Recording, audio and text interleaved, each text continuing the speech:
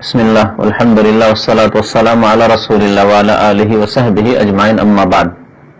আন আবি হুরায়রা রাদিয়াল্লাহু তাআলা আনহু, আবু হুরায়রা রাদিয়াল্লাহু তাআলা আনহু থেকে হাদিস বর্ণিত, আনিন নবী সাল্লাল্লাহু আলাইহি ওয়াসাল্লাম قال, তিনি বর্ণনা করেছেন নবী করিম সাল্লাল্লাহু আলাইহি ওয়াসাল্লাম থেকে যে বলেছেন, ইউহশারুন নাসু আলা সালাসি তারাইক, মানুষকে সমবেত করা হবে, বিচার দিবসে জমা করা হবে, একত্রিত করা হবে, আলা সালাসে তারাইক। তারাইক তারিকাতুন জমা, শাব্দিক অর্থ তো পদ্ধতি হয়, মানে তিন অবস্থায়, তিনটি অবস্থায় হাদিসে বর্ণনা করা হয়েছে। তিনটি অবস্থায়, এবারে তিন রকম অবস্থা থাকবে মানুষের। রাগিবিন আর রাহিবিন, একদল হবে যারা আগ্রহী হবে, আশাবাদী হবে। রাগিব মানে হচ্ছে আশাবাদী হওয়া, আগ্রহী হওয়া। মানুষ যখন আশা করে তখনই তো কোনো দিকে আগ্রহী হয়, তাই না? যে এই ক্ষেত্রে লাভ হবে তখন আশা করে, এবং লাভের আশা করে তখন কদম বাড়ায়, আগে বাড়ে কোনো কাজে। আর রাহিবিন মানে ভয়ভীত, ভয়ভীত হলে মানুষ পিছপা হয়। তো তাদের অন্তরে আশাও থাকবে আর ভয়ও থাকবে, এরকম একটি দল হবে। আর একটি অবস্থার কথা বলছেন, ওয়া ইসনানে আলা বাইরিন ওয়া সালাসাতুন আলা বাইরিন ওয়া আরবাতুন আলা বাইর ওয়া আশারাতুন আলা বাইর। আর একদল হবে যারা উটের উপর সওয়ার হয়ে আসবে হাসরের মাঠে। শুনেছেন এর আগে? শুনেছেন যে পায়ে হেঁটে হেঁটে, তাই না? সেই বুখারীর হাদিস। ওয়া ইসনানে আলা বাইরিন, দুইজন এক উটের উপরে চড়ে থাকবে। ওয়া সালাসাতুন, তিনজন এক উটের উপর সওয়ার থাকবে। আবার আরবাতুন আলা বাইর, কোন কোন উটের উপর 4 জন একসাথে সওয়ার হয়ে থাকবে। ওয়া আশারাতুন আলা বাইর, এমন উট হবে যার উপরে 10 জন সওয়ার হয়ে থাকবে। আমলের যেমন অবস্থা হবে তেমন। ওয়া ইউহশারু বাকিয়াতুহুম ওয়া তুহশারু বাকিয়াতুহুম বা ইউহশারু বাকিয়াতুহুম, দুটি এখানে ইউহশারু করে রেখেছে, একই অর্থ, একটা মুযাক্কার একটা মুআন্নাস করেছে। বাকি লোকগুলিকে সমবেত করবে, একত্রিত করবে আগুনে। আগুনে তাদেরকে তাড়িয়ে নিয়ে যাবে, আগুনে তাদেরকে তাড়িয়ে নিয়ে যাবে। তাকিলু মাহুম হাইসু কালু, তাদের সাথে আগুন বিশ্রাম করবে যেখানে তারা বিশ্রাম করবে। যেখানে তারা থেমে যাবে আগুনও থেমে যাবে। কাইলুলা করা হয় তাকিলো, এই কাইলুলাতে, কাইলুলা হচ্ছে দিনের ঘুমকে, দিনের ঘুমকে কাইলুলা বলা হয়। রাতের ঘুমকে নম বলে, দিনে বিশ্রাম করাকে কাইলুলা বলা হয়। তো এই যদি তারা বিশ্রাম করে কোথাও ক্লান্ত হয়ে, সেখানে আগুনও অবস্থান করবে, আবারও তাড়াবে। তো যখন বিশ্রাম করা হলো আবার তাড়াবে তাদেরকে। তাবিতু মাহুম হাইসু বাতু, তাবিতু মানে রাত গুজরান, রাত্রের ঘুম, রাত্রের শোয়া। তাদের সাথে রাত কাটাবে আগুন যেখানে তারা রাত কাটাবে। এইভাবে তাদের কবর থেকে তাড়িয়ে নিয়ে যাবে আগুনে। তুসবিহু মাহুম হাইসু আসবাহু, সকাল হবে যেখানে ওই লোকগুলির, সেখানে আগুনেরও সকাল হবে। তুমসি মাহুম হাইসু আমসাউ, সন্ধ্যা হবে আগুনের যেখানে তাদের সন্ধ্যা হবে। মানে আগুন তাদের সাথ, বলার উদ্দেশ্য হচ্ছে আগুন তাদের সাথ ছাড়বে না, জড়িয়ে ধরবে আগুনে, আগুনে তাদেরকে তাড়িয়ে নিয়ে যাবে। এর দ্বারা বোঝা যাচ্ছে যে এই শ্রেণীর লোক তাহলে কেমন, অসৎ লোক, বেঈমান লোক, বেদিন লোক, পাপিষ্ঠ, গুনাহগার, মুজরিমিন। সেই জন্য এই একটি হাদিস। এই হাদিসটির ব্যাখ্যা আর একটা হাদিস শুনিয়ে দিই, তাহলে বুঝতে সুবিধা হবে। এই হাদিসটি তো সহিহ বুখারীর হাদিস। আবু যার রাদিয়াল্লাহু তাআলা আনহু একটি হাদিস বর্ণনা করেছেন, যে হাদিসটি মুসনাদ আহমদে, নাসাইতে, বাইহাকিতে আছে। হাফেজ ইবনে হাজার রাহমাতুল্লাহ আলাইহি এই হাদিসের শারহ বা ব্যাখ্যাতে নিয়ে এসেছেন হাদিসটি। বলছেন, হাদাসানি সাদিক ওয়াল মাসদুক, নবী করিম সাল্লাল্লাহু আলাইহি ওয়াসাল্লাম যিনি সত্যবাদী, তিনি বর্ণনা করেছেন, আন্নান নাস ইউহশারুনা ইয়াউমাল কিয়ামাতি আলা সালাসাতি আফওয়াজ, মানুষকে হাসর করা হবে, জমা করা হবে কিয়ামতের দিনে 3 দলে। ওখানে দলের অর্থ করেছে না আগের হাদিসটিতে, হয়তো এই হাদিস থেকে নিয়েছে। ফৌজ, ফৌজ মানে দল। ইয়াদখুলুনা ফি দীনিল্লাহি আফওয়াজা, কোরআনে আছে দলে দলে, এখানেও সালাসাতি আফওয়াজ, 3 দলে জমা করা হবে কিয়ামতের দিনে। ফৌজুন তাইমিনা কাসিনা রাকিবিনা, একদল ওরা হবে যারা খেতেও পাবে, তাইমিনা, কাসিনা আর কাপড় পরে থাকবে, আর রাকিবিনা সওয়ার হয়ে থাকবে, পায়ে হাঁটা লোক না এরা, তাই না? তার মানে নেক লোক, সৎ লোক। ওয়া ফৌজুন ইয়ামশুন, আর একদল পায়ে হেঁটে হাজির হবে, আর একদল হাসরের মাঠে পায়ে হেঁটে হাজির হবে। ওয়া ফৌজুন তাসহাবুহুমুল মালায়েকাতু আলা উজুহিহিম, আর তৃতীয় দল যাদেরকে ফেরেশতাগণ টেনে হেঁচড়ে নিয়ে যাবেন, আলা উজুহ, তাদের মুখের ভরে। চোর দেখেছেন, চোরকে মারতে দেখেছেন, চোর যাই না, টেনে নিয়ে যাচ্ছে না, তখন মুখের ভরে টেনে হেঁচড়ে, পা ধরে টানছে মুখের ভরে। চোর ডাকাতকে এরকম করে মানুষ। তো এইরকম অপরাধী যারা বেদিন, বেনামাজি, গুনাহগার, পাপিষ্ঠ, কবিরা গুনাহ করে মারা গেছে বিনা তওবায়, তাসহাবুহুমুল মালায়েকাতু আলা ওজুহিম, মুখের ভরে তাদেরকে টেনে হেঁচড়ে নিয়ে যাবেন ফেরেশতাগণ। আল হাদিস। এই হাদিসগুলিতে বিভিন্ন অবস্থা বর্ণনা করা হয়েছে মানুষের কিয়ামতের দিনে, যে এই অবস্থা হবে। আর একটি হাদিস যাতে মুখের ভরে কাফেরদেরকে নিয়ে যাওয়া হবে কথা বলা হয়েছে। হাদিসটি বর্ণনা করেছেন আনাস বিন মালিক রাদিয়াল্লাহু তাআলা আনহু। বলেন, আন্না রাজুলান ক্বালা ইয়া নবী আল্লাহ, একজন লোক বললেন যে হে আল্লাহর নবী, কাইফা ইউহশারুল কাফিরু আলা ওয়াজহিহি, কাফেরকে তাদের মুখের ভরে কেমন করে সমবেত করা হবে, কিয়ামতের মাঠে একত্রিত করা হবে। তার মানে তিনি আগে থেকে, ওই লোকটি, যে লোকটি জিজ্ঞাসাকারী, তিনি আগে থেকে শুনেছেন যে কাফেরকে মুখের ভরে কি করা হবে। কোরআনে কারিমে একটি আয়াত আছে এরকম, কোথায় না, এটা আছে গুমরাহদের কথা, যে দুই দল কি সমান হতে পারে, এটি কিয়ামতের অবস্থার কথা বর্ণনা করা হয়নি। দুনিয়াতে এক দল গুমরাহ বেদিন বেনামাজি, আর এক দল ধার্মিক নামাজি মুত্তাকি। দুই দল, আফামান ইয়ামশি মুকিব্বান আলা ওয়াজহিহি আহদা আম্মান ইয়ামশি সাওয়িয়ান আলা সিরাতিন মুস্তাকিম। আচ্ছা বলো তো, আফামান ইয়ামশি মুকিব্বান আলা ওয়াজহি, যে ব্যক্তি মুখের ভরে চলে, একটা লোক মুখের ভরে চলছে যেটা প্রকৃতির খেলাফ বা ঝুঁকি চলছে, আহাদা ওই লোকটি বেশি সঠিক পথ প্রাপ্ত, আম্মা ইয়ামশি সাওয়িয়ান আলা সিরাতিন মুস্তাকিম, অথবা একজন সোজা হয়ে তার সোজা পথের উপর চলছে, কোন লোকটি বেশি ভালো? অর্থাৎ একজন ইমানদার মুত্তাকি, যে পাপ করে না, গুনাহ করে না, অন্যায় কাজ করে না, ইমানের অবস্থায়, নেক আমলের অবস্থায় চলছে সোজা, এই লোক এক লোক বা একদল। আর এক দল হচ্ছে যারা বাঁকা চলে, বক্র পথে চলে, গুমরাহির পথে, গুনার পথে, পাপের পথে চলে। দুই দল কি সমান হইতে পারে? এটা বলা হয়েছে ওখানে। কিন্তু আছে কোরআনে আরেকটি আয়াত আছে, ইয়াউমা ইউসহাবুনা ফিন-নারি আলা ওজুহিহিম, তাদের মুখের ভরে জাহান্নামে তাদেরকে টেনে হেঁচড়ে নিয়ে যাওয়া হবে, কোরআনে একটি আয়াত আছে। তো কাফেরকে কিয়ামতের দিন জমা করা হবে মুখের ভরে। কেমন করে মুখের ভরে হাঁটবে? কি করে মুখের ভরে আবার হাঁটবে বা চলবে কি করে? প্রশ্ন করলেন একজন লোক, কাইফা ইউহশারুল কাফিরু আলা ওয়াজহি ক্বালা আলাইসাল্লাযী আমশাহু আলা রিজলাইনি ফিদ দুনিয়া কাদিরান আলা আন ইউমশিয়াহু আলা ওয়াজহি ইয়াউমাল কিয়ামাহ। নবী কারীম সাল্লাল্লাহু আলাইহি ওয়াসাল্লাম বললেন যে তোমাকে কেমন লাগে, মুখের ভরে চলতে পারবে না? যে আল্লাহ পাক রব্বুল আলামিন, যে জাতে পাক, পবিত্র সত্তা, তিনি মানুষকে দুই পায়ের ভরে চলার শক্তি দিয়েছেন, সেই ব্যক্তি কি কাউকে মুখের ভরে, মাথার ভরে চালাতে পারেন না? তিনি কি সক্ষম নন? বললেন বালা ওয়া ইজ্জাতে রব্বিনা, অবশ্যই, ওয়া ইজ্জাতে রব্বিনা, আমার রবের ইজ্জতের কসম, শপথ করে বলি অবশ্যই, যে আল্লাহ পায়ে চলার ক্ষমতা দিয়েছেন। অনেকের পা আছে চলতে পারে না, পা আছে চলতে পারে না। তারপর আল্লাহ পাক রব্বুল আলামিন যদি এই আকর্ষণ না দিতেন, কি বলে এই আকর্ষণকে, জমিনে একটা আকর্ষণ নেই, তাহলে কি মানুষ চলাফেরা করতে পারতো? পৃথিবীতে ঘুরছে, তাহলে পৃথিবী ঘোরা অবস্থায় মানুষ চলছে কি করে? যদি এই জমিনে আকর্ষণ না থাকতো মানুষ চলতে পারতো না। তো পৃথিবী তো গোলাকার, আর সারা পৃথিবীর চারিদিকে মানুষ আছে, তো মানুষ পৃথিবীতে কেমন করে চলাফেরা করছে? যদি সাধারণ জ্ঞানে পৃথিবী গোল, তাহলে আমরা যদি ওপরে থাকি, তো আমেরিকার লোকেরা নিচের দিকে আছে, তাহলে তার মাথা নিচের দিকে হয়ে আছে, পানি তাদের উপর পড়ে না। আর আমরা যদি নিচে থাকি, তাহলে আমরা উল্টো হয়ে আছি, তারা সোজা হয়ে আছে। যদি জমিনে আকর্ষণ না থাকতো, তাহলে মানুষ চলছে কি করে জমিনের উপর? তারপর বললাম জমিন চলতে আছে।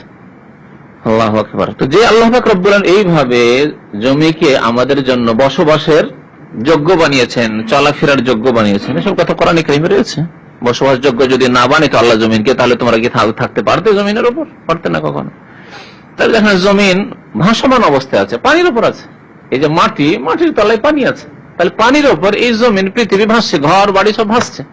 আল্লাহ ইচ্ছা করলে যদি এটা কমিয়ে দেন, ভেসে আছে, যদি আল্লাহ কমিয়ে দেন, আরো হালকা করে দেন এই জমিনকে, তাহলে ডুবে সাথে সাথে ডুবে পৃথিবীর সাথে সাথে ধ্বংস হয়ে যাবে।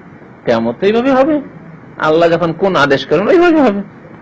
তো বলছেন যে আলাইসাল্লাযী আমশাহু আলা রিজলাইন, সে আল্লাহ যিনি দুই পায়ে চালিয়েছেন ফিদ দুনিয়া, পৃথিবীতে মানুষকে, মানে চলার শক্তি দিয়েছেন। কাদিরান, তিনি কি সক্ষম নন, আলা, এই কাজের উপর, আইয়ুমশিয়াহু আলা ওয়াজহি ইয়াউমাল কিয়ামা, কিয়ামতের দিনে মুখের ভরে মানুষকে হাঁটাবেন, পায়ে মাথার ভরে হাঁটাবেন, এর জন্য সক্ষম নন কি? আল্লাহ কাজে বলছেন যে বালা ওয়া ইজ্জাতি রাব্বিনা, অবশ্যই। আব্দুল্লাহ বিন আব্বাস রাদিয়াল্লাহু তাআলা আনহু বর্ণনা করেছেন, সামিআতুন নবী সাল্লাল্লাহু আলাইহি ওয়াসাল্লাম ইয়াকুল, আল্লাহ নবী সাল্লাল্লাহু আলাইহি ওয়াসাল্লামকে বলতে শুনেছি, ইন্নাকুম মুলাকুল্লাহি, নিশ্চয় তোমরা আল্লাহর সাথে সাক্ষাৎ করবে। তাহলে আল্লাহর সাথে মোলাকাত হবে, যেতে হবে আল্লাহর কাছে। নিশ্চয় তোমাদের আল্লাহর সাথে সাক্ষাৎ ঘটবে কি অবস্থায়? হফাতান ওরাতান মুশাতান গুরলান। এখানে 4টি গুণ বলা হয়েছে। কোন হাদিস আছে ইউশারুন নাস ইয়াউমাল কিয়ামাত হফাতান ওরাতান গুরলান, 3টি গুণ আছে। এখানে আরেকটি গুণ বলা হয়েছে। হফাতান শব্দটি হাফির জামা, বহু বচন। হাফি মানে খালি পায়ে চলা, জুতো স্যান্ডেল বিহীন, জুতো স্যান্ডেল ছাড়া খালি পায়ে চলাকে বলা হয় হাফি বলা হয়। হফাতান তোমরা খালি পায়ে হাঁটবে। খালি পায়ে আজকাল যদি 5 মিনিটের রাস্তা হাঁটতে বলা হয় তাহলে অসম্ভব হয়ে গেছে। এককালে ছিল, চাষি মানুষ যারা ছিল বা গরিব মানুষ ছিল তারা পায়ে হেঁটে জীবন কাটিয়ে দিয়েছে, এরকম দেখেছি আমরা।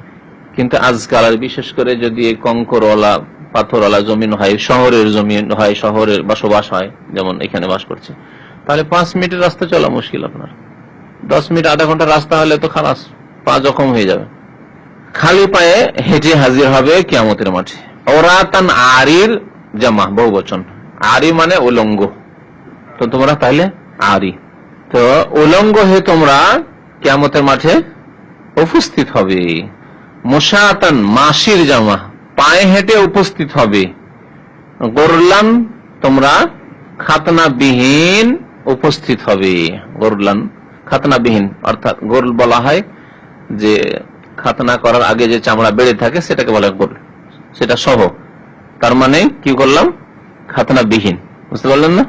চামড়া সহ খাতনা হয়েছে। তারপরে কিয়ামতের কামা বাদানা আউওয়ালা খালকিন, আল্লাহ পাক কোরআনে কারিমে বলেছেন যেমন তোমাদের প্রথমবার সৃষ্টি করেছিলাম, মায়ের পেট থেকে পয়দা হয়েছিল, ওইভাবেই তোমরা হাসরের মাঠে বিচার দিবসে উপস্থিত হবে। তাহলে এই হাদিসে খালি পায়ের কথা এলো আর উলঙ্গ হওয়ার কথা এলো। আগের হাদিসে এসছে যে কিছু লোক কাসিন, একটা হাদিস মুসনাদ আহমদ নাসাইর, মনে রাখবেন, ভুলবেন না। তাহলে হাদিসে দুইটা হাদিসে দ্বন্দ্ব হয়ে যায় না? তা আরো যেকে বলে দ্বন্দ্ব। যদি এইরকম হয় তো সমন্বয় করার চেষ্টা করতে হবে। এই হাদিস সহিহ বুখারীর হাদিস, প্রথম কথা এই হাদিস বেশি সহিহ। এই জন্য আসল হচ্ছে যে মানুষ উলঙ্গই হাজির হবে। তবে ব্যতিক্রম হতে পারে এমন নেক লোক যাদেরকে আল্লাহ কাপড় পরিয়ে দিবেন আগে, তাহলে সমন্বয় হয়ে গেল। আর এখানে বলা হয়েছে মুশাতান, পায়ে হেঁটে। আগের হাদিস পড়লেন যে আলাবাইরিন, 2 জন 3 জন 4 জন 10 জন করে ওটার উপরে চড়ে থাকবে। তাহলে কিছু লোক এরকম সবার থাকবে, সবার কথা বলা হয়নি, বিশেষ কিছু লোক। আর খাতনাবিহীন যেটা বলা হয়েছে আর খালি পায়ে, এই সম্পর্কে আর দ্বন্দ্ব নেই, অন্য কোনো এর বিরোধী হাদিস নেই। সুতরাং বলতে হবে সবাই খালি পায়ে হবে আর খাতনাবিহীন হবে।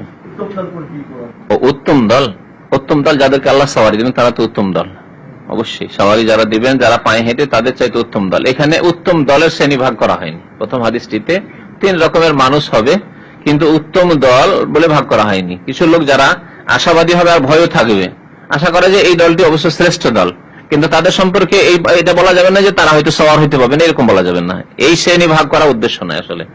এক দল থাকবে আল্লাহর কাছে আশাও করবে যে আমরা নেক আমল করেছি, সুতরাং আশাও করবে যে জান্নাত পাবে ইনশাআল্লাহ। আবার ভয়ও হবে আল্লাহর আযাব বলে, আল্লাহর ক্রোধ সেই দিন। কারণ হাদিস আছে যে সেই দিন আল্লাহ এত রাগান্বিত হবেন যে আম্বিয়া কেরাম বলবেন ইন্না রাব্বাকুম গাযিবাল ইয়াওমা গাযবান লাম ইয়াগযাব মিসলাহু কাত্তু ওয়া লাম ইয়াগযাব বা'দাহু কাত্তু। এত আল্লাহ রাগান্বিত হয়েছেন যে এর আগে কখনো এত রাগান্বিত হননি, আর এরপরেও এত বেশি রাগান্বিত আল্লাহ পাক রব্বুল আলামিন হবেন না। এইরকম আল্লাহ পাক রব্বুল আলামিন গজবের আগে থাকবেন। তো এই জন্য ভয়, আল্লাহর গজব বলে বা আল্লাহর রাগ বলে ভয়, যে কি জানি আল্লাহ পাক রব্বুল আলামিন, তারপরে ছোট গুনাহ সাগীরা হয়েছে, তো কাবীরা না হইলেও তওবা করলেও জানি না আল্লাহ মাফ করেছেন কিনা, এই জন্য ভয় থাকবে। এই জন্য মুমিনের একটি গুণ হচ্ছে যে ইয়াদউনা রাগাবান ওয়া রাহাবা, এই দুটি কথা কোরআনে কারীমে এসেছে। নেক বান্দা যারা সালেহীন তারা আল্লাহর কাছে দোয়া করে আশা নিয়েও যে আল্লাহ হয়তো কবুল করবেন আর মুক্তি দেবেন, জান্নাত দেবেন, আর রাহবান ভয়ে যে কি জানি আল্লাহ ধরে নেন তো জাহান্নামে যেতে হবে। এটা হচ্ছে দুটো ডানা মানুষের। শুধু আশাই যদি করে তো মানুষ আমল ছেড়ে দেবে, কম আমল করেছি নাকি, এত নেকি করেছি, শুধু যদি আশা থাকে তো একটা ডানা নিয়ে পাখি যেমন উঠতে পারে না, পড়ে যাবে আছাড়কে, তেমনি শুধু যদি আশা করে যে আমরা মুমিন মুসলিম 5 ওয়াক্ত নামাজ পড়ছি, দিয়ে সব নেক আমল করছি, এমন কোন ফরজ ওয়াজিব সুন্নাত ছাড়ি না, তাহলে আমাদের জান্নাত দিবে না, তার কাকে দেবে? এত যদি আশা করে তাহলে জাহান্নামে চলে যাওয়ার আশঙ্কা আছে। যেমন এক ডানাওয়ালা পাখির উড়তে পারবে না, সে অবশ্যই সে পড়ে যাবে, ঠিক তেমনি এই তার ঈমান নষ্ট হয়ে যাওয়ার ভয় আছে। আর যদি শুধু ভয় করে আশা এবং নিরাশ হয়ে যায় তাহলে আল্লাহর রহমত থেকে বঞ্চিত হওয়ার ভয় আছে। এত ভয় ভয় ভয়, শুধু ভয় আর আশা এবং নিরাশ, পাবো না জান্নাত আমি, এইরকমও ঠিক নয়। মধ্যপন্থা অবলম্বন করতে হবে। আপনার একটা ডানা বানাইতে হবে আশাকে, আর আরেকটা ডানা বানাইতে হবে ভয় ভীতিকে। ইবাদতবন্দি করতে হবে আশা এবং ভয় ভীতির দুটো অবস্থাকে ঠিক রেখে। আল্লাহ পাক বহু আয়াতে বলেছেন এইরকম, যে তারা দোয়া করে, আল্লাহকে ডাকে, জি কি বলেন, তাদাররুআন ওয়া খুফিয়া আছে, তাছাড়া আরো আয়াত আছে। তো যে আয়াতগুলিতে আল্লাহ পাক রব্বুল বলেছেন, যেমন একটা আয়াত বলেন ইয়াদউনা রাগবান ওয়া রাহবা ওয়া কানু লানা খাশিন। তারপরে সূরা সাজদাতে রয়েছে তাতাজাফা জুনুবুহুম আনিল মাদাজি ইয়াদউনা রাব্বাহুম খাউফান ওয়া তামা। এখানে আল্লাহ আগে খৌফের কথা বলেছেন। তারা রাতে বিছানায় শোয় না, ভয়ে উঠে তাহাজ্জুদ পড়তে শুরু করে, উঠে আল্লাহর দরবারে কাঁদতে শুরু করে। ইয়াদউনা রাব্বাহুম, রবের কাছে দোয়া করা শুরু করে, ডাকতে শুরু করে রবকে, খাউফান ভয় নিয়ে, এবং শুধু ভয় নিয়ে নয়, তামান আশাও নিয়ে যে আল্লাহ নিরাশ করবেন, আল্লাহকে ডাকছে আল্লাহ দিবেন, খাউফান ওয়া তামা। আর আরেকটি আয়াত আগে বললাম যে ইন্নাহুম কানু ইউসারিউনা ফিল খায়রাতি ওয়া ইয়াদউনানা রাগাবান ওয়া রাহাবা ওয়া কানু লানা খাশিন। আম্বিয়া কেরামের গুণ সম্পর্কে আল্লাহ পাক রব্বুল বলেছেন। তো দুটোই থাকতে হবে, ভয় থাকতে হবে আল্লাহর আযাব বলে, গুনাহ করলে আল্লাহ ধরে নেবেন, আর আশা থাকতে হবে যে আল্লাহর আদেশ পালন করছি, ফরজ ওয়াজিব আদায় করছি, সুন্নাত যথাসাধ্য পালন করছি, গুনাহ থেকে বাঁচার চেষ্টা করছি, তাহলে আল্লাহ তো ওবাও করছি সকাল বিকেল, তাহলে আল্লাহ কেন মাফ করবেন না? আল্লাহ আশা করি মাফ করবেন। বলছেন সামিআতু রাসূলুল্লাহ ইয়াখতুবু আলাল মিম্বারে, মিম্বারের উপর নবী সাল্লাল্লাহু আলাইহি ওয়াসাল্লাম খুতবা দিতে গিয়ে বলছিলেন, ইয়াকুল ইন্নাকুম মুলাকুল্লাহি হুফাতান উরাতান গুরলান। এখানে তিনটি কথা বলা হয়েছে। আগের হাদিসে পায়ে হাঁটার কথা মুশাতান বলা হয়েছে। জি, হুফাতান মানে কি বললাম? হ্যাঁ, হাফির জামা মানে খালি পায়ে, জুতো স্যান্ডেল থাকবে না, জি, মোজাও থাকবে না। আর উরাতান, আরির জামা মানে উলঙ্গ হয়ে আসবে। গুরলান মানে খাতনাবিহীন। আর কি ছিল? মুশাতান ছিল, মাসির জামা মানে পায়ে হেঁটে আসবে। এ সম্পর্কে বললাম যে হাদিসগুলিতে আছে যে কিছু লোক সাওয়ারি আসবে, সেগুলোর সাথে সমন্বয় করবেন যে সব লোক না, অধিকাংশ লোক পায়ে হেঁটে, আর কাফেরদেরকে মুখের ভরে একত্রিত করা হবে, আর মুমিন নেক মুত্তাকিনদেরকে সাওয়ারি দেওয়া হবে ইনশাআল্লাহ তাআলা। জি, ইবনে আব্বাস قال قام فينا النبي صلى الله عليه وسلم يخطب। নবী সাল্লাল্লাহু আলাইহি ওয়াসাল্লাম আমাদের মাঝে দাঁড়ালেন খুতবা দেওয়ার জন্য। ফাকাল, বলে, ইন্নাকুম মাহশুরুনা হুফাতান উরাতান গুরলা, তোমাদেরকে একত্রিত করা হবে হুফাতান খালি পায়ে, উলঙ্গ অবস্থায়, গুরলান এবং খাতনাবিহীন অবস্থায়। তারপরে আয়াতটি আগে শুনিয়েছিলাম, কামা বাদানা আউওয়ালা খালকিন নুঈদুহু। আল্লাহ কোরআনে বলেছেন, যেমন প্রথমবার আমি সৃষ্টি আরম্ভ করেছিলাম তোমাদের, ওই দিকে তোমাদের ফিরিয়ে দেব, পাল্টিয়ে দেব। অর্থাৎ মায়ের পেট থেকে যেমন বেরিয়েছিলে ওই রকম হয়ে হাসরের মাঠে তোমরা কবর থেকে আবার উঠে আসবে। ওয়া ইন্না আউওয়ালাল খালায়েক ইউকসা ইয়াউমাল কিয়ামাত। এতে অতিরিক্ত আরো কিছু কথা আছে। প্রথম ব্যক্তি, খালায়েক খালিকাতুন যা মাখলুক, সৃষ্টি জগতের প্রথম ব্যক্তি, ইউকসা ইয়াউমাল কিয়ামাতের দিনে যাকে কাপড় দেওয়া হবে, কাপড় পরতে দেওয়া হবে, তিনি কে? ইব্রাহিম খলিলুল্লাহকে প্রথম কাপড় দেওয়া হবে। সুবহানাল্লাহ। একটি গুণে, গত সপ্তাহে না তার আগে সপ্তাহে বলেছিলাম তো, যে একটি দুইটি গুণে যদি অন্য আম্বিয়া কেরাম বেড়ে যান, তাতে নবী করিম সাল্লাল্লাহু আলাইহি ওয়াসাল্লামের শ্রেষ্ঠত্ব সমস্ত আম্বিয়ার উপর খর্ব হয় না, বরং তিনি সার্বিক দিক থেকে সমস্ত আম্বিয়া কেরামের উপর আফজাল এবং শ্রেষ্ঠ। তো এই দিক দিয়ে আফজালিয়াত বা শ্রেষ্ঠত্ব বেশি ইব্রাহিম আলাইহিস সালামের। নবী সাল্লাল্লাহু আলাইহি ওয়াসাল্লাম স্বয়ং বলছেন যে প্রথম ব্যক্তি যাকে কাপড় দেওয়া হবে তিনি হচ্ছেন ইব্রাহিম আলাইহিস সালাম। কেন কাপড় দেওয়া হবে? কঠিন পরীক্ষা ফেলেছেন নবী সাল্লাল্লাহু আলাইহি ওয়াসাল্লামকে, আল্লাহ কঠিন পরীক্ষা ফেলেছেন, আগুনে ফেলেছেন। জি, এটা কথা বলা হয়েছে, আগুনে ফেলেছেন আল্লাহ পাক রব্বুল আলামিন, সেজন্য বলেছেন ওলামারা, ওয়া ইন্নাহু সাইয়ুজাউ বিরিজালি মিন উম্মতি। তারপরে আরেকটি বিষয় বলা হচ্ছে, কিয়ামতের দিনে আমার উম্মতের বেশ কিছু লোককে নিয়ে আসা হবে। সাইয়ুজাউ বিরিজালি মিন উম্মতি, আমার উম্মতের বেশ কিছু লোককে নিয়ে আসা হবে। ফায়ুখাযু বিহিম যাতাশ শিমাল, এবং তাদেরকে বাম দিকে নিয়ে যাওয়া হবে, ধাক্কা দিয়ে তাদেরকে ধরে বাম দিকে নিয়ে যাওয়া হবে, আমার কাছে আসতে দেওয়া হবে না। আল্লাহ নবীর উম্মত, কিন্তু তাদেরকে ডান দিকে নিয়ে যাওয়া হবে না। কেন? ডান দিক মানে ভালো মোবারক, জান্নাতের দিক না, ওই দিকে না, বাম দিকে তাদেরকে ধাক্কা দিয়ে নিয়ে যাওয়া হবে না। ফাকুল, তখন আমি বলবো, ইয়া রব্বে, হে আল্লাহ, হে রব, ওসাইহাবি, আসহাবের তাসগীর, ওসাইহাবি, আমার সঙ্গীরা, আমার সঙ্গী, আমার দুর্বল, ওসাইহাবি যেন আমার দুর্বল অসহায় সঙ্গী, তাদেরকে আল্লাহ কোন দিকে নিয়ে যাচ্ছেন, আল্লাহ কোন দিকে আপনার ফেরেশতারা নিয়ে যাচ্ছে, এদেরকে, আমার সঙ্গীদেরকে আসতে দেন। ওসাইহাবি, ওসাইহাবি, অন্য হাদিসে বারবার করে আল্লাহ নবী রিপিট করবেন এই কথাটি, ওসাইহাবি, ওসাইহাবি, আমার সঙ্গী, আমার সঙ্গী। ফেরেশতাদেরকে বলবেন আসতে দাও, আসতে দাও। ফায়াকুলু, তখন আল্লাহ বলবেন বা আল্লাহর ফেরেশতারা বলবেন ইন্নাকা লা তাদরি মা আহদাসু বাদাক। ফেরেশতাগণ বলবেন, না হাদিসে রয়েছে স্পষ্ট। ফেরেশতাগণ জবাব দিবেন নবী করিম সাল্লাল্লাহু আলাইহি ওয়াসাল্লামকে হাসরের মাঠে যে হে নবী, নিশ্চয় আপনি জানেন না। ইন্নাকা লা তাদরি, আপনি জানেন না। তাহলে কি বোঝা গেল যে নবী সাল্লাল্লাহু আলাইহি ওয়াসাল্লাম আলিমুল গায়ব নন। নবী সাল্লাল্লাহু আলাইহি ওয়াসাল্লাম ইন্তেকালের পরে উম্মতের খোঁজ খবর রাখেন না, কে ঈমানের অবস্থায় থাকলো, কে শিরক করে কবর মাজার পূজা করে গেল, পীর পূজা করে গেল, কে বিদআত করে গেল, কোন খবর নবী সাল্লাল্লাহু আলাইহি ওয়াসাল্লাম তার কবর থেকে উম্মতের রাখেন না। আর বিদআতপন্থীরা আমাদের দেশে কি বলে, যারা বেরেলভী কবর পূজারী, তারা বলে নবী আলিমুল গায়ব, হাজির নাজির সব জায়গায় উপস্থিত, এবং উম্মতের আমল পেশ করা হয়, উম্মতের খোঁজ খবর, আমার আমল আপনার আমল সবার আমল নাকি আল্লাহ নবীর সামনে পেশ করা হচ্ছে। আর তিনি জানছেন যে আজকে জামান সাহেব আজকে জুমার দিনে কি আমল করলো, মতিউর রহমান কি করলো, অমুক কি করলো, আব্দুল খালেক কি করলো, আল্লাহ নবীর সামনে পেশ করা হয়। সব খবর আল্লাহ নবীকে আছে। ওটা তো তবলিগীদের কাছে দিতে পারে, ও তো বেরেলভীর কাছে যেতে হবে না, দেওবন্দীদের কি দিতে পারে, ও তো ইলিয়াস সাহেব জাকারিয়া সাহেব কি দিতে পারে। জাকারিয়া সাহেব নিজে বলছেন যে আমাদেরকে রুটি দিয়ে স্বপ্নে রুটি দিলে আল্লাহ নবীর মেহমান হইলাম, যে ইয়া রাসূলুল্লাহ আপনার মসজিদে এসে মেহমান হয়েছি। জাকারিয়া সাহেবদের এক মুরব্বী শেখুল হাদিস জাকারিয়া সাহেব আর ইলিয়াস সাহেব তবলিগ জামাতের এক মুরব্বী, দেওবন্দীদের এক মুরব্বী, মসজিদ নববীতে নাকি মেহমান হয়েছেন। ওখানে কি আর মদিনার লোক, গরিব মানুষ, গরিবের যুগে, সেই দারিদ্রতা আগের যুগে, তো কে খাওয়াবে, আল্লাহ নবী কি দরখাস্ত করি, ইয়া রাসূলুল্লাহ আপনার মেহমান হয়েছে, আপনার মসজিদে এসেছি, দেখি আপনি কি খাওয়াইছেন আজকে। তারপরে ঘুমিয়ে পড়েছে। আর যেমনই ঘুম এসেছে নবী সাল্লাল্লাহু আলাইহি ওয়াসাল্লাম এসে হাজির। আর কি দেরি করতে পারেন, মেহমান বলছে আপনার কাছে মেহমান হয়েছি। আর আল্লাহর নবী সাল্লাল্লাহু আলাইহি ওয়াসাল্লাম তিনি মেহমানের কেমন আতিথ্য করতেন তার জীবদ্দশায়, এখন কবর থেকে তিনি উঠে মেহমান নওয়াজি করছেন, রুটি নিয়ে হাজির, যে তুমি আমার মেহমান হয়েছো, আর তুমি আমাকে জানিয়েছো আপনার বাড়িতে আমি মেহমান হয়েছি, আজকে তোমার জন্য রুটি হাজির। ওই স্বপ্নে রুটি খেতে শুরু করেছে, ও অর্ধেক খাওয়া হয়েছে, হঠাৎ ঘুম ভেঙে গেছে। আমাদের ঘুম ভেঙে গেলে হা হুতাশ করি, হাই রে বাড়ি গেলাম।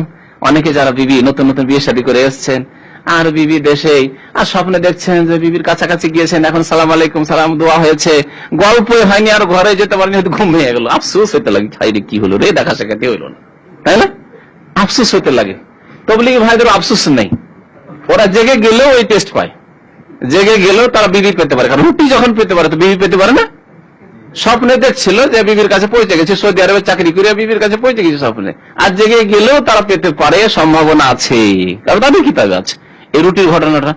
দেখছি অর্ধেক রুটি হাতে আছে, রুটি যে কেড়ে নিল তাও না, মাশাআল্লাহ, তারপরে জেগে মুখটুক ধুয়ে মাশাআল্লাহ রুটিও খেলো, বাকি রুটিটাও খেলো। তাবলীগ জামাতে ফাজাইল আমলে এই কিসসা আছে। তাহলে এর দ্বারা কি শেখানো হয়েছে, যে আল্লাহ নবীর কাছে চাইলে শোনেন, প্রথম কথা শুনলেন যে ইয়া রাসূলুল্লাহ আপনার মেহমান হয়েছি, শুনে নিলেন তিনি, তাহলে তিনি আলিমুল গায়ব, খোঁজ খবর রাখছেন, মসজিদ নববীতে কি এলো না এলো, আমার মেহমান এসেছে, খোঁজ খবর রাখছেন, আলিমুল গায়ব। শিরক, এক ইলমের শিরক, আল্লাহর ইলমে শরীক করে দিল নবী করিম সাল্লাল্লাহু আলাইহি ওয়াসাল্লামকে। তাহলে শুধু বেরেলভীদের কথা আলিমুল গায়ব বলা উচিত না। এই ঘটনা থেকে আপনি চিন্তা করুন যে এদের কাছেও আল্লাহ নবী আলিমুল গায়ব, গায়বের খবর জানছেন, তারপর শুধু জানছেন না, আবার সাহায্য করতে পারছেন, রুটি দিতেও পারছেন ক্ষুধার্তকে। আর স্বপ্নের রুটি স্বপ্নেই যদি খেত তাও এক হইতো, তারপরে জেগেও রুটি থেকে যাচ্ছে, কি বরকতের রুটি। এই হাদিস মনে রাখবেন, যারা আল্লাহর নবীকে আলেমুল গায়েব বলে, হাজের নাজির বলে, দুনিয়ার খোঁজ খবর তিনি রাখেন, তাহলে তিনি হাসান হোসেনের খোঁজ খবর রাখছিলেন। তাহলে খোঁজ খবর রেখে যদি রুটি দিতে পারেন তো হোসেনকে নিষেধ করতে পারেননি যে পেয়ারা নাতি তুমি যেও না, কেন যাচ্ছ, ওখানে গেলে সব গাদ্দার গুলি বসে আছে, ইরাকি গাদ্দার বসে আছে, তুমি যাবে রাতারাতি সব এরা ওই ইবনে জিয়াদের সাথে হয়ে যাবে, ইয়াজিদের সাথে হয়ে যাবে, আর তোমার বায়াত এরা ভঙ্গ করে ফেলবে। তোমাকে ডাকছে, বস্তা ভরা চিঠি, হাজার হাজার চিঠি দিয়ে যে আসেন আসেন আপনাকে খলিফাতুল মুসলিমিন মানবো, আমিরুল মুমিনিন, সব এরা মিথ্যুক। এই কথাগুলি কেন জানিয়ে দিলেন না নবী করিম সাল্লাল্লাহু আলাইহি ওয়াসাল্লাম? জেনে শুনে পেরেও আমরা পারলে আপনার চেষ্টা করব না সাহায্য সহযোগিতা করার? তা আমরা যদি গুনাহগার হয়েও মানুষের আপ্রাণ সাহায্য করার চেষ্টা করি, বাঁচানোর মানুষকে চেষ্টা করি, তাহলে নবী করিম সাল্লাল্লাহু আলাইহি ওয়াসাল্লাম কেন হাসান হোসেনকে বাঁচাবার চেষ্টা করলেন না, গোটা বংশকে বাঁচাবার চেষ্টা করলেন না? কি জুলুম অত্যাচার তাদের উপর হইল। এছাড়াও বহু ঘটনা রয়েছে সাহাবায়ে কেরামের ইতিহাসে, যেসব সমস্যার সমাধান করার জন্য নবী সাল্লাল্লাহু আলাইহি ওয়াসাল্লাম কখনো তাদের না তারা ডেকেছেন আর না তিনি সাড়া দিয়েছেন নিজে থেকে। আর আজকাল এরা ডাকেও আর তাদের ডাকে সাড়াও দেয়, আর না ডাকলেও নাকি চলে আসে সমস্যার সমাধান করতে। নবী করিম সাল্লাল্লাহু আলাইহি সাল্লামকে ফেরেশতারা কি বলবে? ইন্নাকা লা তাদরি, নিশ্চয় আপনি জানেন না। তাহলে যারা সহিহ আকীদার মানুষ আহলে সুন্নাত ওয়াল জামাত নবী সাল্লাল্লাহু আলাইহি সাল্লামকে আলিমুল গায়ব মনে করে না, তাদেরকে কি বলে জানেন? বেরেলভিরা কি বলে? তাদেরকে বলে কাফের মুরতাদেরা। নবী সাল্লাল্লাহু আলাইহি ওয়াসাল্লামের সাথে বেয়াদবি করেছে, সুতরাং এরা হলো মুরতাদ কাফের, কুফরির ফতোয়া দিয়ে রেখেছে। ওয়াহাবিরা, ওয়াহাবি নাজদি কাফের, এসব ফতোয়া দেওয়া আছে তাদের। তাহলে এই ফতোয়া যদি হয়, তাহলে ফেরেশতাদের উপর কি ফতোয়া দিবে তারা? ফেরেশতারা মুসলমান? ফেরেশতারা তো বলছে ইন্নাকা লা তাদরি, হে নবী আপনি জানেন না। আর বেরেলভি বলছেন না, তিনি সব জানেন। তাহলে বোঝা গেল যে ফেরেশতাদের উপরেই ওয়াহাবি হওয়ার ফতোয়া আর মুরতাদ হওয়ার ফতোয়া এই বেরেলভি রেজভিরা দেবে।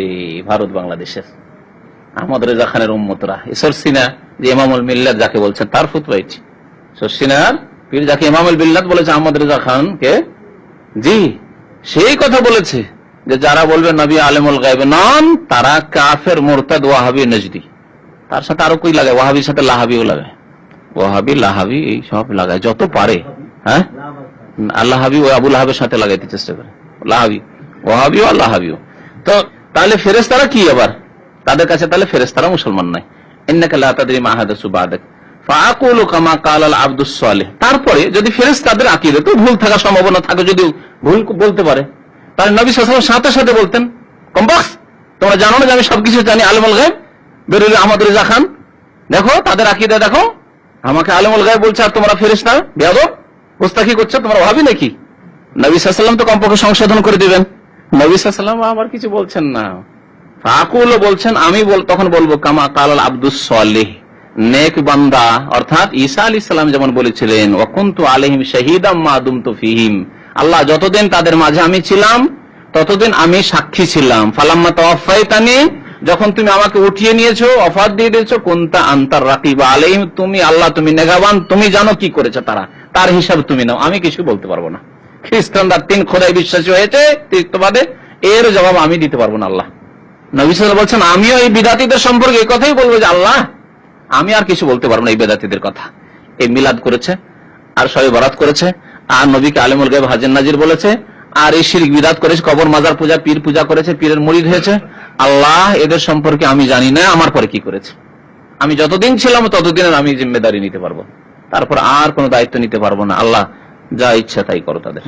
ফালাম্মা তাওয়াফাইতানি কুনতা আনতা রাকিবা আলাইহিম ওয়া আনতা আলা কুল্লি শাইইন শাহীদ, আল্লাহ সবকিছু তুমি জানো কি করেছে তারা। ইন তুআযযিবহুম ফাইন্নাহুম ইবাদুক ওয়া ইন তাগফির লাহুম ফাইন্নাকা আনতাল আজিজুল হাকীম। এই ছিল ঈসা আলাইহিস সালামের বক্তব্য, যা কোরআনে কারীম সূরা মাইদায় রয়েছে। তারপরে আল্লাহ নবীকে বলা হবে ফায়ুকাল ইন্নাহুম লাম ইয়াজালু মুরতাদ্দিনা আলা আকাবিহিম, এরা সর্বদাই তারা পশ্চাৎপদে ছিল। মুরতাদ্দিনা মানে তারা পিঠ ফিরিয়ে নিয়েছিল, আলা আকাবিহিম মানে উল্টো দিকে, সোজা দিকে সুন্নতের দিকে না চলে, ইসলামের দিকে না চলে, তারা কোন দিকে চলেছিল? কুফরির দিকে, বিদআতের দিকে, শিরকের দিকে, কবর মাজার পূজার দিকে, ব্যক্তি পূজার দিকে, অন্ধ অনুসরণের দিকে, এসব দিকে ফিরে গিয়েছিল।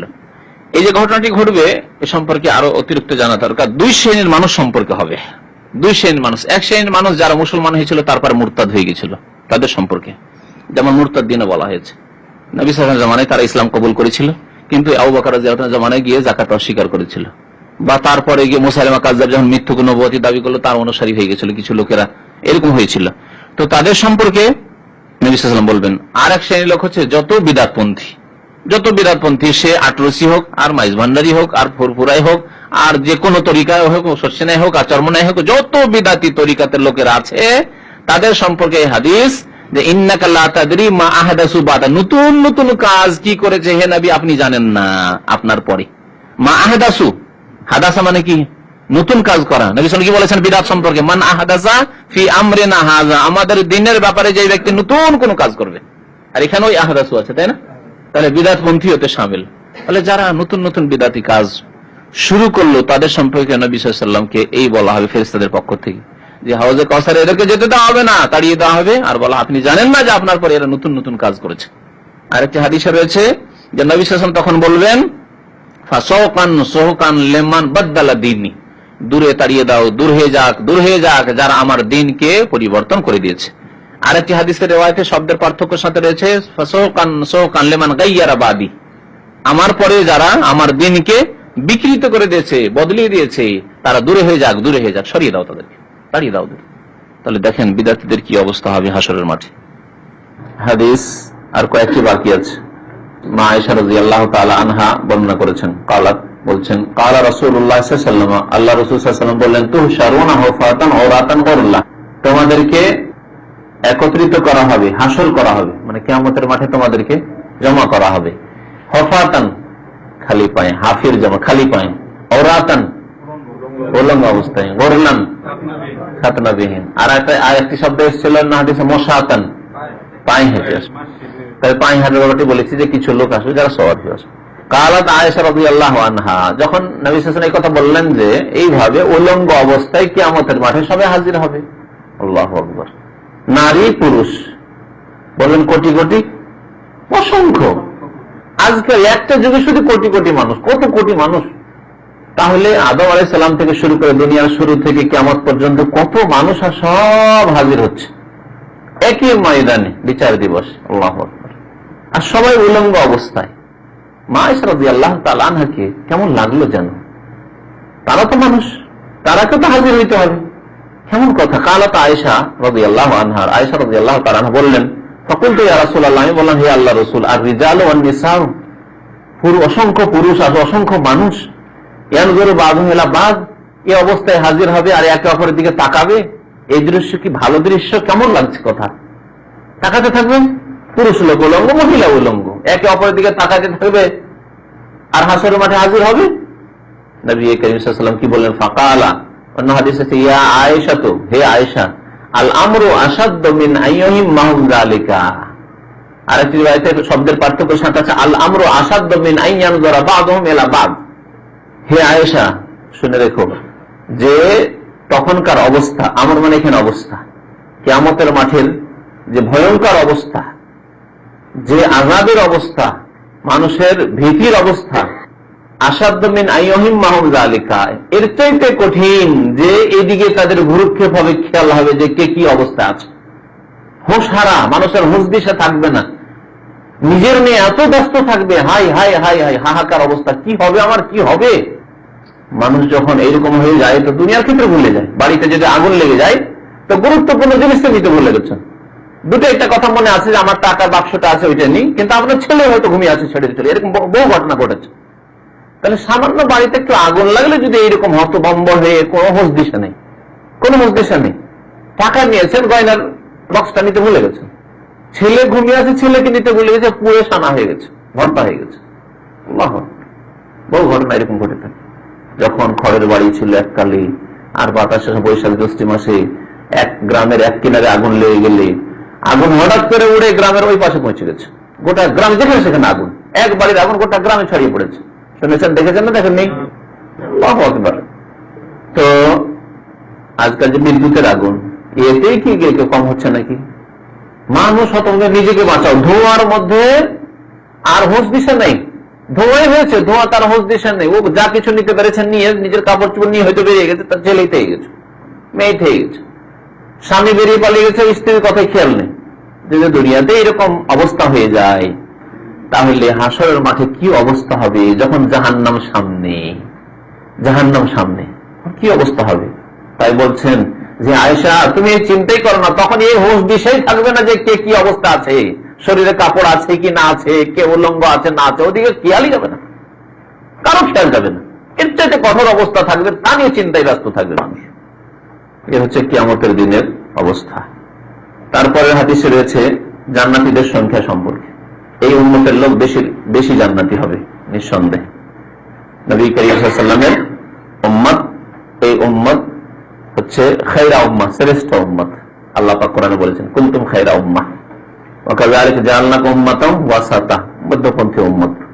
সুতরাং এই উম্মতে পাপ থাকলেও এদের সংখ্যা জান্নাতীর বেশি হবে, এদের মধ্যে থেকেও জাহান্নামী হবে, কিন্তু জান্নাতীদের সংখ্যা মুসা আলাইহিস সালামের উম্মতের তুলনায়, ঈসা আলাইহিস সালামের উম্মতের তুলনায়, নূহ আলাইহিস সালামের উম্মতের তুলনায়, ইব্রাহিম আলাইহিস সালামের উম্মতের তুলনায়, অন্যান্য আম্বিয়া কিরামের উম্মতের তুলনায় উম্মতে মুহাম্মাদিয়া আলা সাহিবে আফদালুস সালাত ওয়া তাসলিম তাসলিম, তাদের সংখ্যা বেশি হবে।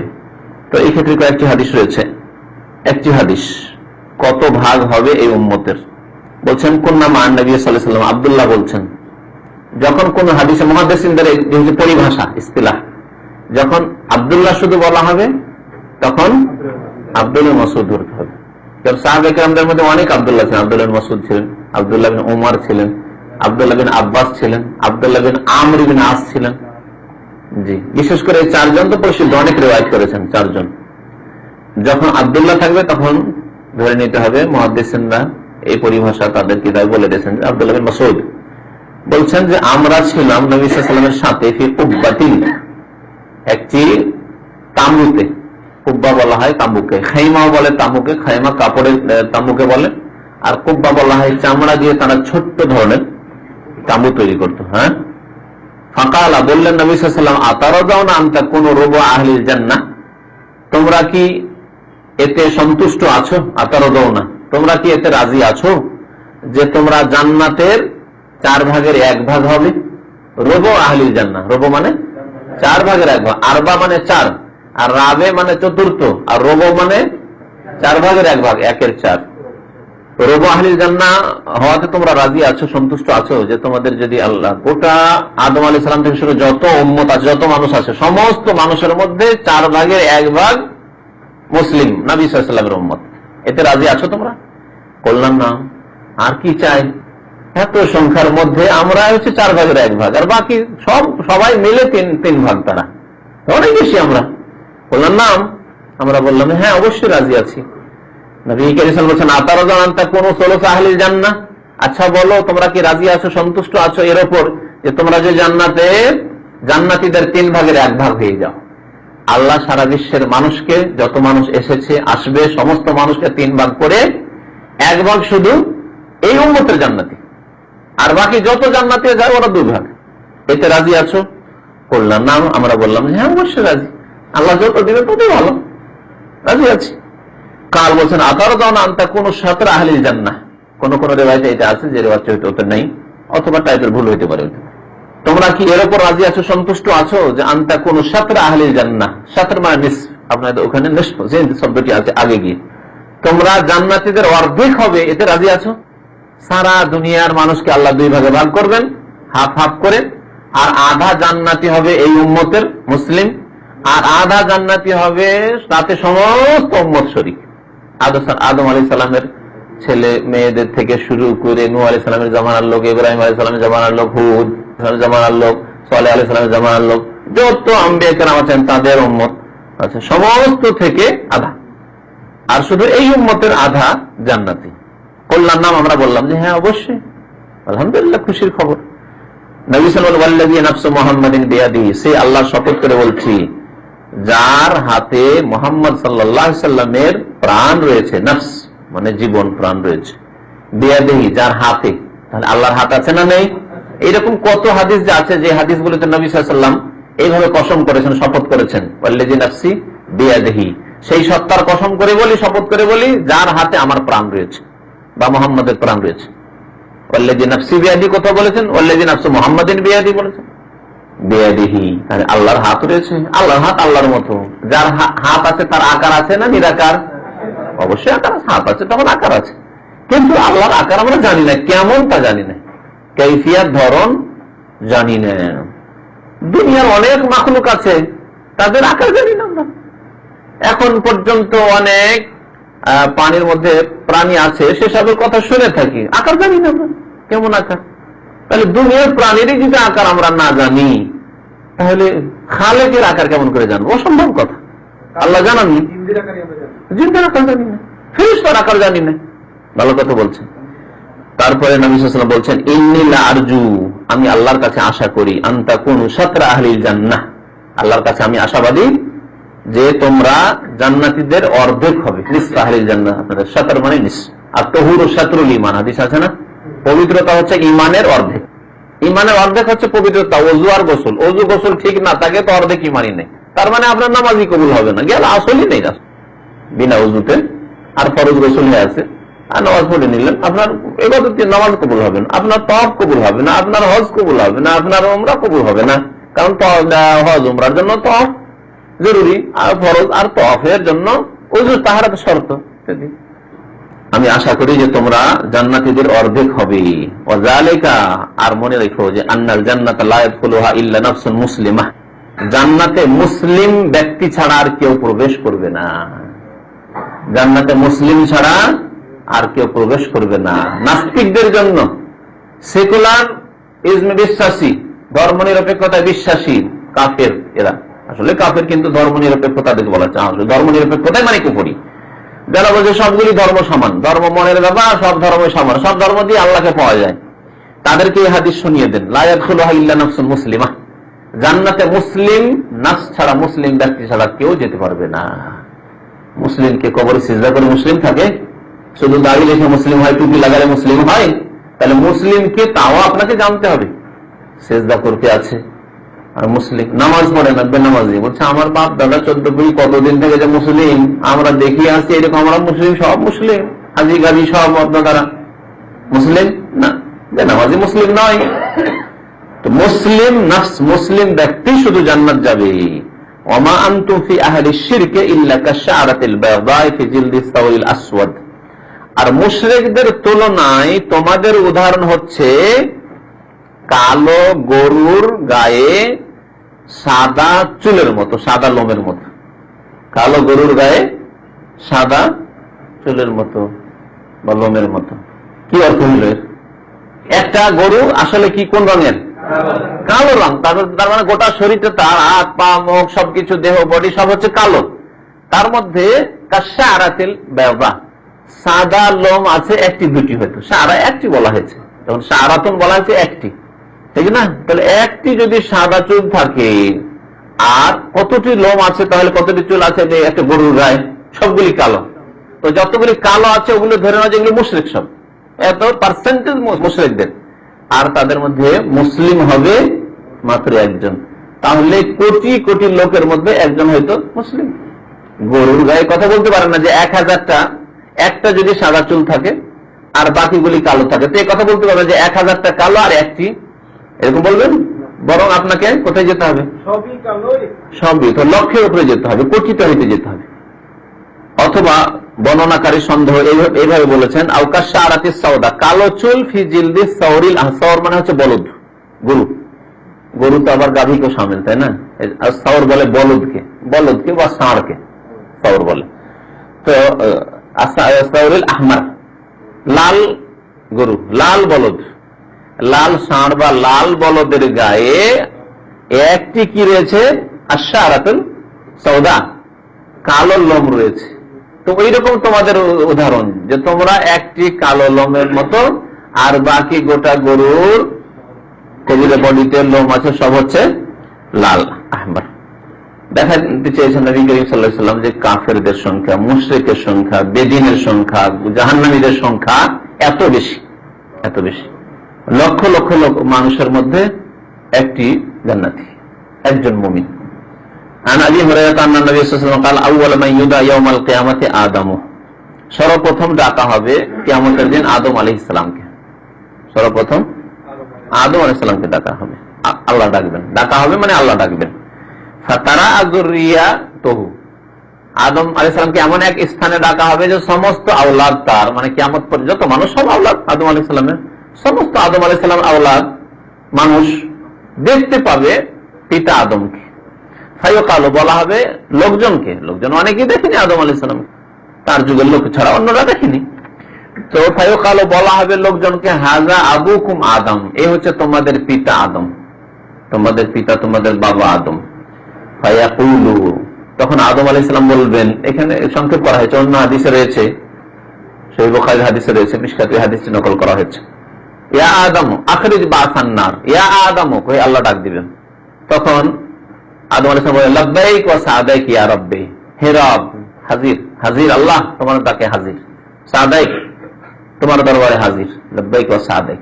এই যে ফায়াকুলু লাব্বাইক ওয়া সাদাইক, আল্লাহর ডাকে বলবেন আদম আলাইহিস সালাম। ফায়াকুলু, তখন আল্লাহ বলবেন, আখরিজ বাসা জাহান্নামা মিন যুররিয়াতিক। এখানে এই শব্দ আছে, ওই হাদিসটিতে বুখারীর যে হাদিসটা আমরা মুখস্থ করেছিলাম ছাত্র জীবনে, আখরিজ বাসান নার, জাহান্নামের দল বের করে দাও, তোমার সন্তানদের মধ্যে থেকে জাহান্নামের দল বের করে দাও, বাসান নার। এখানে বলা হয়েছে আখরিজ বাসা জাহান্নাম, জাহান্নামের দল, ওখানে বাসান নার আছে, বাসা জাহান্নাম আছে, একই কথা। মিন যুররিয়াতিকা, তোমার আওলাদ সন্তানদের মধ্যে থেকে, অর্থাৎ মানব জাতির মধ্যে থেকে জাহান্নামী দলকে বের করে দাও। আদম আলাইহিস সালাম বলা হবে যে আলাদা করে দাও, যে কে তোমার আওলাদের মধ্যে জাহান্নামীদের বের করে দাও। ফায়াকুলু, তখন আদম আলাইহিস সালাম বলে, ইয়া রব্বে কাম উখরিজু, কত লোককে বের করে দাও, আমি তো জানি না যে কতজনকে বের করতে হবে, কাকে কাকে বের করতে হবে, কারা জাহান্নামী। ফায়াকুল, তখন আল্লাহ পাক বলবেন, আখরিজ মিন কুল্লি মিআতিন তিসআতান ওয়া তিসঈন, বের করো প্রত্যেক 199 জনকে, প্রত্যেক 199 জনকে। এর 2 হাদিস পরে ওই হাদিসটি আসছে, যাতে আছে যে 1000-এর মধ্যে 999 জন বের করে দাও। আর 2 হাদিসের সমন্বয় কি, তাও ইনশাআল্লাহ তখন বয়ান করব। হাদিসটা পড়েনি, তারপরে হাফেজ ইবনে হাজার রাহমাতুল্লাহ আলাইহি অনেকগুলি সমন্বয় বয়ান করেছেন, তাসবিহ বয়ান করেছেন, সেগুলি ইনশাআল্লাহ তাআলা বয়ান করা যাবে। সেই সব সমন্বয়ের মধ্যে একটি হচ্ছে যে এখানে নির্ধারিত সংখ্যা বোঝানো উদ্দেশ্য ছিল না, বোঝানো উদ্দেশ্য ছিল অসংখ্য অসংখ্য জাহান্নামী আর অল্প জান্নাতি, এটি একটি। আর কেউ কেউ আর কিছু বলেছেন যে এই উম্মত থেকে জাহান্নামী, এটি একটি, মনে রাখবেন, এটা বলবেন। দুটো এখন বলিয়ে দিলাম, বাকিগুলি পরে বলবো। এই উম্মত থেকে শতকরা 99 জন জাহান্নামী, উম্মতে মুহাম্মাদী থেকে একজন জান্নাতি। আর আদম আলাইহিস সালাম থেকে শুরু করে যতগুলি উম্মত এসেছে আর যত জাতি পৃথিবীতে আছে, অন্যান্য বৌদ্ধ আছে, হিন্দু আছে, এই সব মিলে আগের যুগের উম্মত তো আছে, আগের যুগের উম্মত তো জান্নাতি জাহান্নামী। এখন নাই বলেন বুদ্ধ সমস্ত জাহান্নামী, কারণ কাফের, হিন্দু সমস্ত কাফের, ইহুদি নাসারা সব কাফের, সুতরাং সব জাহান্নামী, ঠিক না? কিন্তু আগের উম্মত গুলি তখন তো ভালোও ছিল আর খারাপও ছিল। ঈসা আলাইহিস সালামের অনুসারী যারা, সত্য অনুসারী, খ্রিস্টানরা, আজকালকার খ্রিস্টানরা নয়, কিন্তু সত্য অনুসারী, যতদিন পর্যন্ত তৃতীয়বাদ আসেনি ততদিন পর্যন্ত সৎ লোক ছিল, অসৎ লোক ছিল। তাহলে এইভাবে সমন্বয় এও করা হয়েছে যে এই উম্মতে মুহাম্মাদিয়ার শতকরা 99 জন জাহান্নামী, আর অন্যান্য উম্মত সবকে মিলিয়ে তখন কত হবে? 1000-এ একজন জান্নাতি, 999 জন জাহান্নামী। বুঝতে পেরেছেন? আর এই কথাটি বোঝানো হয়েছে আগের হাদিসটিতে, যে আমরাই অর্ধেক জান্নাতি হব আর বাকি সবাই মিলে অর্ধেক হবে, তাই না? তো এই কথাটিও যুক্তিযুক্ত। আল্লাহু আ'লাম। ফাকালু ইয়া রাসূলুল্লাহ, সাহাবারা বলেন, হে আল্লাহর রাসূল, যদি শতকরা 99 জন জাহান্নামে চলে যায়, ইযা উখিযা মিন্না মিন কুল্লি মিয়াতিন, এই যে মিন্না বলা হয়েছে, এই আমাদের মধ্য থেকে, তাহলে এর থেকে বোঝা গেল এই উম্মত থেকে 99 জন। এখান থেকে এই সমন্বয়টি করা হয়েছে। যখন আমাদের মধ্য থেকে নেওয়া হবে মিন কুল্লি মিয়া, প্রত্যেক 199 জনকে জাহান্নামের জন্য, ফামাযা ইয়াবকা মিন্না, তাহলে আমাদের মধ্যে কে আর জান্নাতি থাকবে? তাহলে আমরা এখানে যদি 50 জন থাকি, ইনশাআল্লাহ আমরা ইনশাআল্লাহ সবাই জান্নাতি, আল্লাহর কাছে আশা করছি, ইয়াকিনের সাথে ইনশাআল্লাহ, আল্লাহর কাছে দোয়ার জন্য ইনশাআল্লাহ। কারণ কেউ জানে না ইয়াকিনের সাথে যে তার কি অবস্থা হবে বা ভাইদের কি অবস্থা হবে, কেউ কিছু বলতে পারবে না।